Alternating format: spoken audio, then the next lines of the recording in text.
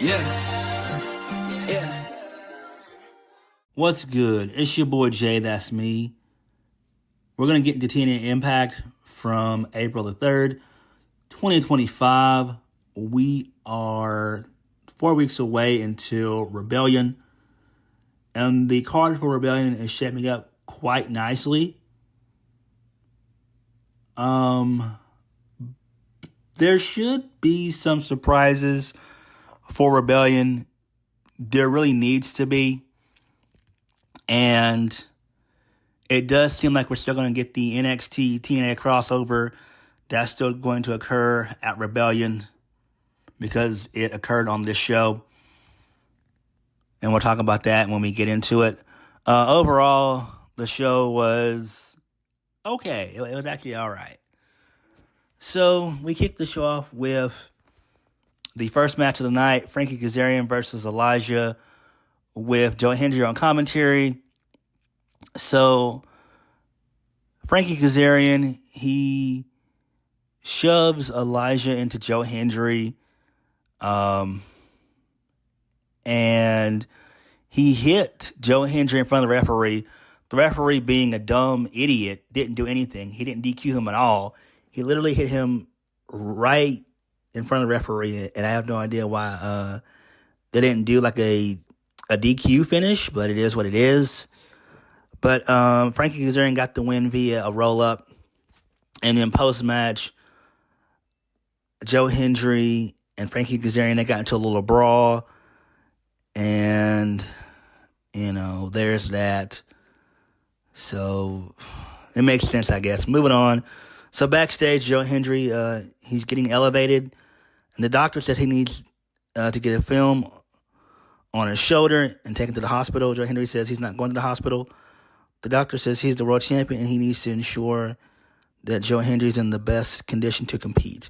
All right, so they're working an angle with this. This is fine. This does make sense. It is what it is. Moving on. So this leads us into the System public firing segment. So Eddie Edwards, he calls out the members of the System. Eddie says that he knows JDC longer than anyone, including his wife.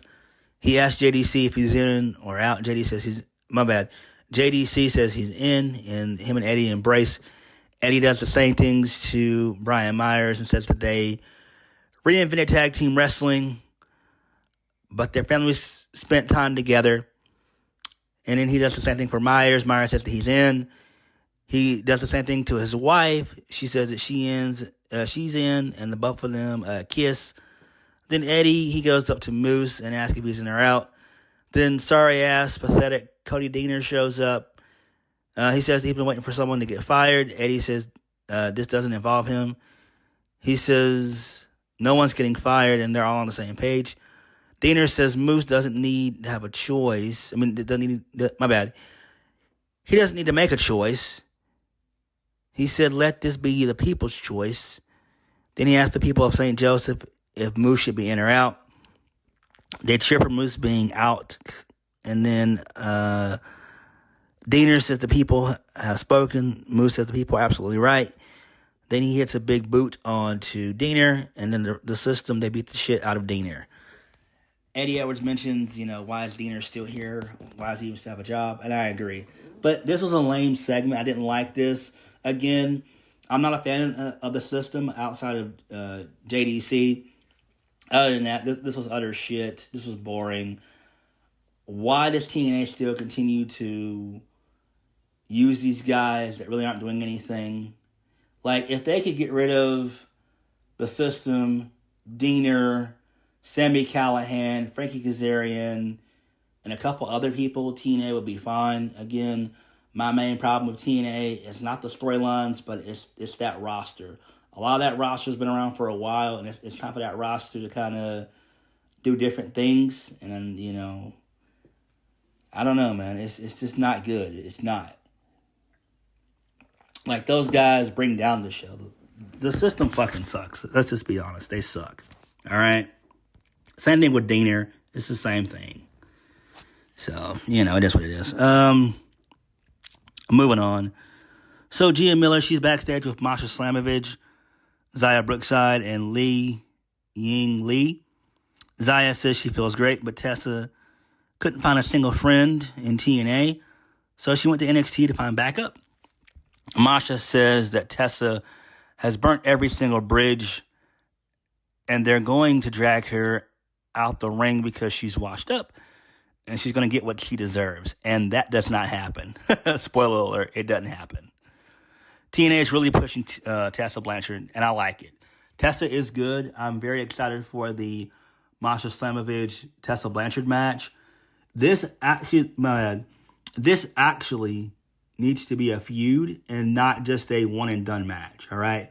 So this thing should start at Rebellion and basically end at Bound for Glory. That's how long this feud should go. All right. It should happen like that. You do your first match at Rebellion. You do your second match at Slammiversary, and then you do the third match at Bound for Glory. That's what you should do, because this is the biggest feud that you can actually do. And while we're on the Knockouts division, I know people are still upset at Gail Kim getting fired. Look, it is what it is. Gail Kim had to go. The TNA Knockouts division is in shambles. You don't have anyone there for the division to be taken serious. All you have really is just Tessa Blanchard and Masha. And as a distant third, you have Li Ling Ling, a.k.a. Xia Li. And that's it. Those are your only serious women of the division. Everyone else is in the mid-card. At least with Tasha Steele, she's a part of Mustafa Ali's faction, which is great. So I do like that. But, it's the same thing with Savannah Evans. She's not doing much of anything either. So that's why you're seeing a lot of the NXT girls that aren't doing much of anything, like Chemical X and Fatal Influence. They're on TNA. So, it makes sense. And I do think that if most of the girls from NXT that are on the TNA roster now, if they would have gotten released, they would have ended up in TNA anyway. So, it is what it is, but this is fine, I guess. Moving on. So, Santino Marella, he's backstage. He walks up to the system and tells Moose that the first participant in the Ultimate X will be Leon Slater. He says another competitor in Ultimate X is on TNA social media, and Moose sees that it's Matt Cardona, and Moose says that Santino Marella says that all the members have matches next week. Who gives a shit? Fuck this shit. I'm glad they are doing an Ultimate X match. That should be fun. But you don't need Matt Cardona involved, all right? Matt Cardona is still the indie god, and it's sad that he can't get on AEW television. He's been there, for a cup of coffee. He can't go back to WWE, and he's sparingly used every so often in TNA. So it is what it is. It is what it is. Do I care? No. We know Chelsea Green is the breadwinner of that household for sure. Why wouldn't she be? Seriously, come on, man, for real. Matt Cardona, come on, bro. He was over in 2010 to 2014? A decade ago? Oh well. Moving on. So the Metaphor, Jakara Jackson and Lash Legend, they defeat Spitfire in a pretty decent match. And Ariana Grace, she was on commentary. The personal, my bad. The liaison. Yeah, that's right. The liaison. So, good stuff. That's fine. I'm still thinking that at Rebellion it's going to be a multi-woman tag team match. Probably a ladder match of some sort for the TNA Knockouts World Tag Team Championships. That should be okay, I guess. Moving on. So Mike Santana, he's backstage. He finds Santino Marella and thanks him, and he introduces him to Derek, who's a friend of Mike Santana, I assume, and he's been sober for about 3 months. Okay, pretty cool stuff there. Moving on, the Hardy Boys, they come out next. So Matt Hardy says that Sacrifice, they saw the real Nick Nemeth. He said that he and his brother, they liked Nick. They respected him. But all that is out the window now. Matt says when he left them laying in his blood, it hurts him physically, but it didn't scar him mentally, but it scarred his children. Matt says the scar on his nose will become a symbol of the pain in his children, and that's why he's still broken, and that he'll delete his carcass, that being Nick Nemeth. Jeff says that he loves his passion, and said that the Nemeths are comedians, and this has to be their GOAT joke, that they're the best brother tag team in wrestling. Nope. The Hardys and the Usos are the two greatest brother tag teams of the modern era. And they think that they can take their tag titles in Los Angeles. Jeff says they made the biggest mistake of their life when they didn't finish the job. So the Great Hands, they come out with Tasha Steelz. John Schuyler says that they're icons and trailblazers. But it's not 1999, it's 2025. Matt Hardy says in 2025, they're the greatest of all time. John Schuyler says if there's anyone that knows anything about being great, it's the Great Hands.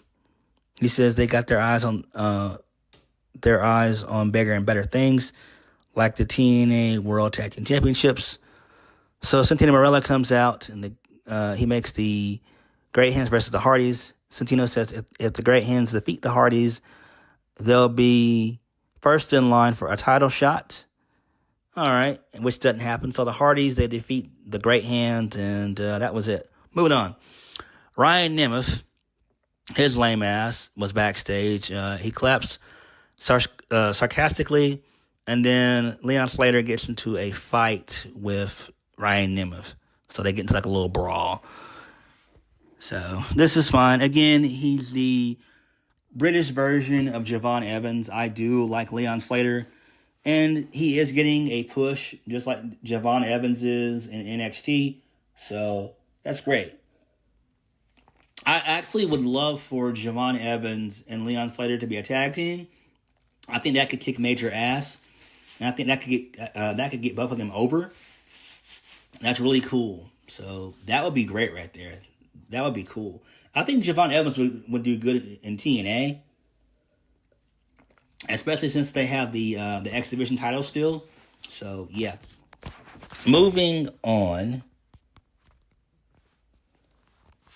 This leads us into an injury report. We see footage of what happened earlier on in the night with Elijah pulling Joe Hendry off of Frankie Kazarian and injuring his shoulder. We get an update from a doctor who says Joe Hendry has a sprain on his rotator cuff. He says he doesn't know his status for Rebellion, but if anyone can pull it off, it's Joe Hendry. So that makes sense. They're running an angle with this. I'm pretty sure Joe Hendry is fine. So I actually do like this. We still have about, like I say, 4 weeks until Rebellion. So, it is what it is. Moving on. So Step DeLander and Mance Warner, they're out next. Step says they show what they come up with behind closed doors. Mance Warner says they're champions. He says they're on the cover of magazines. And then we see a cover of TNA Weekly. Mance Warner says nobody's meaner, tougher, and prettier than them. And then Step DeLander and Mance Warner, they kiss. So Santino Marella comes out. He breaks it up. Santino says that they're gross. And they can't call themselves the digital media champion when they never won it. Santino says he's going to take back the title. He says the ashes will arise. From the ashes will arise a Beth Phoenix, which is cool. So, maybe Beth Phoenix could appear on TNA one day. Maybe. I don't know. Then Santino says that there's going to be a tournament to crown the first ever TNA International Champion. Santino says it's a tribute to the Unbreakable Three-Way Every match in the tournament will be a triple threat. So then Sami Callihan, his lame ass shows up. He chokes out Mance Warner with a baseball bat. And then he throws him off the stage to a table. And then he takes the belt and hands it to Santino. And then Step the Lander, she cries. So that's fine. I don't give a shit about any of this. I am glad that TNA is going to bring in a new title. That's great. It seems like this is probably going to not replace the X Division Championship, but this is going to be more of like a TV title. The digital media title was a joke. It's always been a joke since its inception. It's been going on for 3 years, and I'm glad they finally have gotten rid of it. It just was not that good. So this makes sense, I guess. But TNA, just like WWE and AEW, they are being beaten down by the triple threat match concept. Oh my God, it's pathetic. You can't escape the triple threat vortex. It's inevitable. It will destroy everything in its path. There will be no survivors. I'm serious, because it's like, there's just so many triple threat matches. I am tired of the fucking concept. Holy shit. Moving on. So Derek is backstage. Tasha Steelz walks up to him with the great hands and says Mustafa Ali would like to speak to him. So they put Derek in the trunk of the car in the parking lot, and they bring him to Mustafa Ali. So the great hands, they sit Derek down on the chair, and Mustafa Ali sits in front of him. Ali congratulates him for celebrating his sobriety, but who is not happy is the family he destroyed. Mustafa Ali says that little girl is never going to walk again because of him. He asks if he has recovered from anything. Mustafa Ali says that he's a monster, an addict. An addict, and he's been and will always be. He tells the great hands to take him out of here. Mustafa Ali then spits on Derek, and then Hotch asks why they let him go. Ali says he's an addict, and they destroy themselves. This is great. I'm loving the Mike Santana and Mustafa Ali feud. It kicks major ass, and I'm down for it. At Rebellion, it does need to be some type of stipulation match, so like a steel cage or a last man standing, Falls Count Anywhere, maybe a first blood match. That would be fucking awesome. Something like that, because this feud is getting extremely personal, and I like it. I love it. I love it. This is really, really good shit. So one of the matches I'm looking forward to. Moving on. So the personal concierge, he's backstage with Heather by Elegance. He says that the Elegance brand will be more elegant. He says he has his eyes on another female in Maggie Lee, who just signed to TNA, I think maybe like a couple weeks ago. She's been doing a couple things on Explosion, which is basically TNA's version of NXT Level Up, aka Evolve now. He says that they can make her remarkable. He says that they'll take her under their wing and turn her into Elegance. Okay, cool. Moving on. So Santino Marella, he's backstage. He picks the participants for the qualifying match for the TNA International Championship at random. It's going to be Eddie Edwards, Ace Austin, and Steve Macklin. They're chosen at random for the first qualifier match at Unbreakable. All right, moving on. So we get a vignette / promo for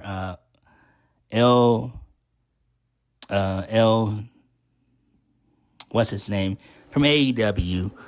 El Domingo Vikingo. He's going to be back in TNA for the Ultimate X. Great. Good stuff there. Main event of the evening, wrestling-wise. The Fatal Influence, which is Jasmine X and Daisy Jane and Tessa Blanchard, they defeat Masha Slamovich, Zaya Brookside, and Zia Lee. Lee Ling Lee. And Tessa wins via the buzzsaw. She beat Masha that way. She pinned her clean. Well, no, not really, because Masha got distracted by fouling Hendry, and this allowed for Tessa to hit the buzzsaw. This is great. I do like this. It does seem that they are giving Tessa some momentum in TNA, and it does seem that this is going to be a feud, not just a one-and-done match. So I do like this. This is great. I think that Masha has lost to Tessa twice. So it seems like TNA is going to have Tessa go over come Rebellion. And it does make sense. It does. Because Tessa being champion would put a lot of heat onto the Knockouts World Championship. It would. Moving on. So the final segment of the evening. So Frankie Kazarian, he shows up. He gets on the mic. He mentions Joe Hendry suffering an injury. Frankie Kazarian says that Joe Hendry is at the hospital getting treatment right now. He says that he's sorry that he didn't end that idiot's career because tonight he could have. So Frankie Kazarian talks about being here to call a shot like a man. He mentions his plans to take the TNA World Heavyweight Championship from Joe Hendry at Rebellion. So Ethan Page shows up from NXT, which is great. He and Kazarian, they have some words. Ethan Page mentions going to Santino and reveals that he's also in the TNA title slot. And it's going to be Joe Hendry versus Ethan Page versus Frankie Kazarian. It's basically going to be a triple threat match. So this pissed off Frankie Kazarian. And then Frankie goes for a cheap shot, but Ethan Page ends up laying out Frankie Kazarian. And then that was the end of the show. We go off the air. So this is not good. I don't like this. Again, I hate triple threat matches. We all knew that Joe Hendry was going to probably succumb to a triple threat match anyway. This ain't good. But I see what TNA is doing with this. This does make sense. Ethan Page is more than likely going to lose this match. He's probably going to end up being the one to take the pin.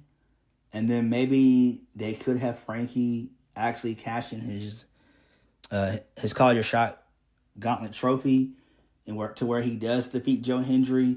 Maybe you make Frankie Kazarian champion for maybe like a couple weeks, and then you have Joe Hendry win it right back. Maybe in May. I think that's when they do Under Siege. So that's probably what they could do. So you give Frankie Kazarian the championship for a couple weeks, get some heat on him and all that, and then you have Frankie drop it right back to Joe Hendry at Under Siege in May. So that's probably where they're going to go with all this shit. Do I like it? No, but it does make sense. Plus, it's going to be in Frankie's hometown. I doubt TNA is going to screw over Frankie Kazarian. They don't usually screw over guys that they have plans for like that. And anyway, Frankie's had this thing for a while. This is TNA's version of Money in the Bank, basically. So they don't want to have this be a failed cash-in or whatever. But, that's why they're doing this. Do I like it? Like I said before, no, I don't. But it is what it is. I'm okay with Joe Hendry losing as long as he gets it right back at the next pay-per-view. Then that's fine. But Frankie should not be champion no more than about 3 weeks to a month, and then that's it. So, because TNA, they're still trying to, be a serious wrestling promotion. They're trying to do better, and nobody's really going to pay money to see Frankie Kazarian as champion. So it's just better for them to go ahead and give him the title at Rebellion, and then he loses it right back a couple weeks later at Under Siege. I liked the Mustafa Ali, Mike Santana stuff on the show. That was good. I'm liking the Tessa Blanchard, Masha Slamovich feud. The Joe Hendry stuff is okay. That makes sense. the Hardys and the Nema feud, that's fine as well. So, it is what it is. But what did you guys think of TNA? Like, comment, subscribe. Peace.